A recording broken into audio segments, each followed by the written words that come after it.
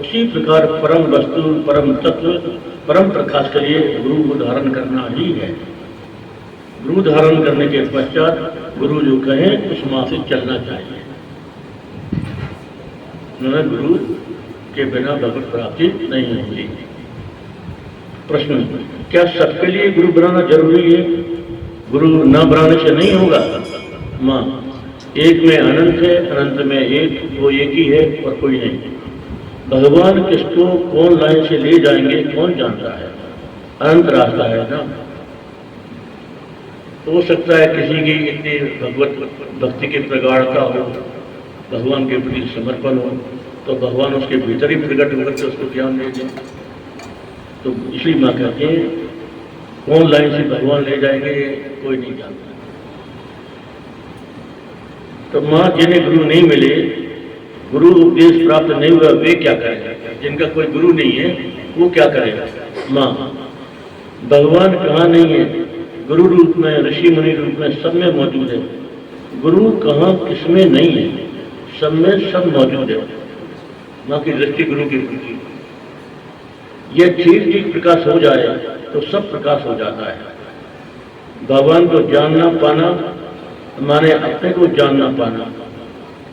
तुम किसको कहते हैं, मैं किसको कहते हैं, यह प्रकाश होने पर जानने पाने के ऊपर चले जाते हैं, पाने और न पाने के ऊपर चले जाते हैं, जो वाणी से, भाषा से प्रकाशित नहीं होता। माँ, शास्त्रों में लिखा है संशयात्मा विनश्यति, किंतु संशय तो अवश्य होना चाहिए।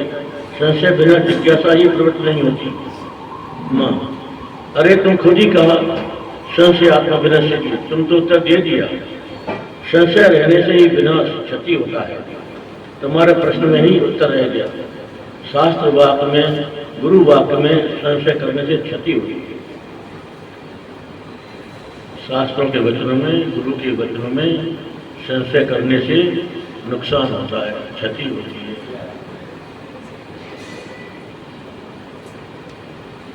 और जो प्रश्न आए तो गुरु के पास पूछना, गुरु समाधान कर देंगे।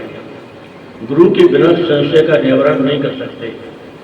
जो कुछ संशय आ जाए, प्रश्न आ जाए, गुरु के पास प्राण खोल करके कहना, वो संशय निवारण का रास्ता देंगे। अगला प्रश्न, माँ, गुरु की सबसे बड़ी सेवा क्या है? माँ, सबसे बड़ी सेवा आदेश पालन। गुरु जो कहा, जो उपदेश आदेश दिया, तो उस पर विचार का सवाल ही नहीं है। आदेश पालन से क्या होगा? ये जो अमृत वर्षण हो रहा, उसको ग्रहण करने की, धारण करने की शक्ति आ जाएगी। वो जो कृपा स्वरूप, बोध स्वरूप, वो जागृत हो जाएगा। ये गुरु की आदेश पालन का फल, स्वरूप प्रकाश।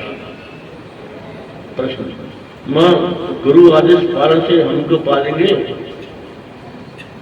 गुरु की आज्ञा का पालन किया तो हमको क्या भगवान मिल जाएंगे? माँ, तुम कौन हो? कौन तुमको प्रकाश करा? सृष्टि किसने करा? ये शरीर किसका है? कौन है? इसके लिए कहते हैं भगवान ने अपने से ये जो सृष्टि रचा, अपने खेल के लिए, लीला करने के लिए, ये ज्ञान प्राप्त करने के लिए तुम्हें गुरु आदेश से क्रिया करना पड़ेगा। फिर जहाँ क्रिया से क्रियातीत अवस्था है, उसी स्थान पर तुमको जाना पड़ेगा। वहाँ जाने से क्या होगा? यह प्रकाश होगा कि वही है एकमात्र, वो सिवाय और कोई है ही नहीं। उनके हाथ का यंत्र, उनसे सृष्टि, उन्होंने क्रिया रखा, उन्होंने ही गुरु रूप रखा, उनका ही ऋषि मुनि रूप में प्रकाश हुआ। मन प्राण होने के लिए अक्षर ब्रह्म में प्रकाश हुआ। क्रिया माने सत्क्रिया। स्वरूप प्रकाश होने के लिए जो क्रिया है, विवेक वैराग्य जागरण होने के लिए जो क्रिया है, वो तो गुरु उपदेश मानकर लेना ही पड़ेगा। आहा, कैसा सुंदर भगवान जो नित्य लीला कर रहा, खेल कर रहा, उसमें क्रिया करने वाला और क्रिया नहीं करने वाले का सवाल ही नहीं आ सकता। वही तो है। वही अपनी क्रिया करा रहा, वही अभाव रूप से बोल रहा, वही स्वभाव रूप से बोल रहा, वही क्रिया रूप से प्रकाश हो रहा। जब तक मनोराज्य के अंतर्गत है तब तक क्रिया करे, क्रियातीत होने के लिए। माने एक बात कही जानी चाहिए कि भगवान का हम नाम ग्रहण करते हैं नामातीत होने के लिए, भगवान का रूप ग्रहण करते हैं रूपातीत होने के लिए। तो क्रिया की बात की है, माँ करिए क्रिया माने जो भी साधन, पूजा है, पाठ है, जप है, सत्संग है, ये जो भी क्रिया, ये क्रिया है क्रियातीत होने के लिए, अपने स्वरूप में जाने के लिए कि स्वरूप में कोई क्रिया नहीं है। तो क्रियातीत होने के लिए अपना स्वरूप प्रकाश जो नित्य है उसका निरावरण प्रकाश होने के लिए ब्रह्माकार वृत्ति अंतिम आवरण है, फिर वो भी नहीं रहती। पर्दा हटाने के लिए गुरु उपदेश पालन करना ही है, क्रिया करना ही है। प्रश्न, मां गुरु शिष्य का संपर्क कैसे बनता है और ये श्रद्धा अनुराग प्रेम कैसे बढ़ता है? इस संपर्क के बिना तो नहीं बढ़ सकता। गुरु शिष्य को स्वीकार करे या शिष्य गुरु को माने, बलवत्ता किसकी है? क्या है? गुरु शिष्य को स्वीकार कर ले या शिष्य गुरु को मान ले, दोनों में बड़ा महत्व किसका अधिक है? तो माँ कह रही है, देखो जब बच्चा काका आ पढ़ता है उस समय कागज फाड़ देते हैं, स्लेट भी तोड़ देते हैं, तब भी नृत्य उसे कराना पड़ता है, करना पड़ता है। दोनों माध्यम, कराना पड़ता है, करना पड़ता है, दोनों का ऐसा संबंध रहता है। वो देते ही रहा और वो फेंकते ही रहा, जो खुशी करते रहा। ऐसे ही गुरु यदि देखें कि हम अपनी आत्मशक्ति दुनिया में व्यर्थ के काम में लगा रहे, तो वे आत्मशक्ति को अध्यात्म में लगाने को कहते हैं। परंतु यदि हम यही सोचें कि जो हमें अच्छा लगे वही करेंगे, ये नहीं करेंगे, तो जो कार्य करेंगे उसका फल भोगना ही पड़ेगा। गुरु शिष्य दोनों के योग से संबंध बनता है। संबंध एक तरफा नहीं होता, दोनों के योग से संबंध बनता है। आइए महापुरुषों के चरणों में प्रणाम कर लिया। आइए इधर आइए, अरे आओ तो सही, अरे आओ। ये हमारे माता जी है ना, ये अपने धर्मपरायण संतों की बहुत निष्ठा रखने वाले, सनातन धर्म में निष्ठा रखने वाले, गृहस्थी में है लेकिन साधु जीवन है बहुत। उन्होंने कल पैर देगा, फिर कल आप आना, तब तो दस्तूरी हो जाएंगे।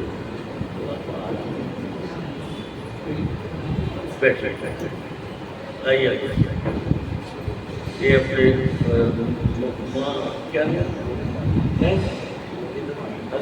मालू जी के संबंध से दोनों के संबंध बनता है। तो अगला प्रश्न है, मां गुरु की विग्रह उपासना कैसे करना चाहिए? भगवत उपासना तो सभी जानते हैं, लेकिन गुरु की विग्रह उपासना कैसे करना चाहिए, ये प्रश्न है। तो मां कह रही है, मां गुरु जैसा बताए, गुरु का जैसा उपदेश उस ढंग से करना चाहिए। गुरु का जो आदेश हो वैसा करें। मां गुरु का ध्यान कैसे करना चाहिए? मां जो कहते हैं गुरु ध्यान, गुरु में सब आ गया और गुरु में सब आ गया।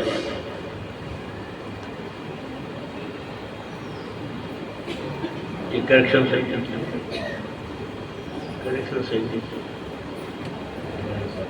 सब में सब पूरा नहीं रहने से पूर्ण नहीं हो सकता। गुरु जो दिया मंत्र, उसमें बुद्धि कहाँ चलेगी? गुरु ने जो मंत्र दिया उसमें अपनी बुद्धि का उपयोग नहीं करना। गुरु ने आदेश दिया, जप करो, ध्यान करो, विचार नहीं, निर्विचार हो करके, उसमें बुद्धि कहाँ चलेगी? बुद्धि यदि रहा तो मोक्ष न हो, मुक्ति न हो। गुरु जी से हमको जो मिला है, बस हमको कैसे चलना चाहिए, गुरु का आदेश कैसे पूर्ण होए, गुरु जो हमको बोला वो गुरु का आदेश किस तरह से पूर्ण रीति से पालन होए, किस तरह से रहने से चलने से गुरु का आदेश पालन होगा, ये गुरु के ध्यान के विधि बता रहे हैं। इस रीति से गुरु का ही विचार रहा ना, फिर वो बुद्धि विचार बुद्धि कहाँ से आएंगे? जो गुरु को लेकर विचार आएंगे तो गुरु का कथन उस पर विचार आएंगे, गुरु को लेकर रहने से सुंदर आनंददायक अनुभूति होगा। इस प्रकार भीतर ही भीतर तैयार हो रहा है। तैयार होने पर अंत में जो होना है वो हो जाता है। बस एक बात,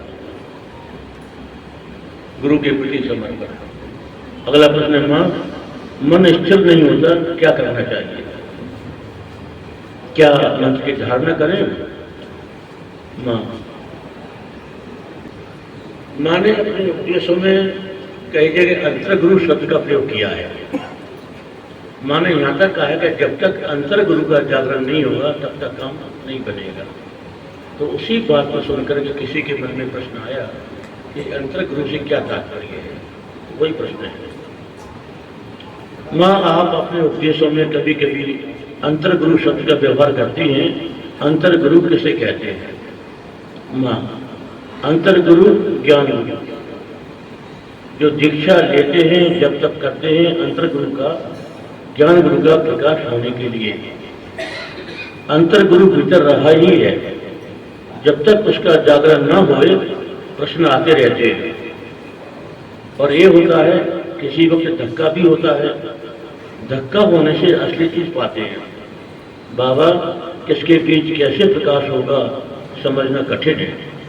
भगवान का राज है ना, सारा सब भगवान का ही है, एकमात्र भगवान ही है।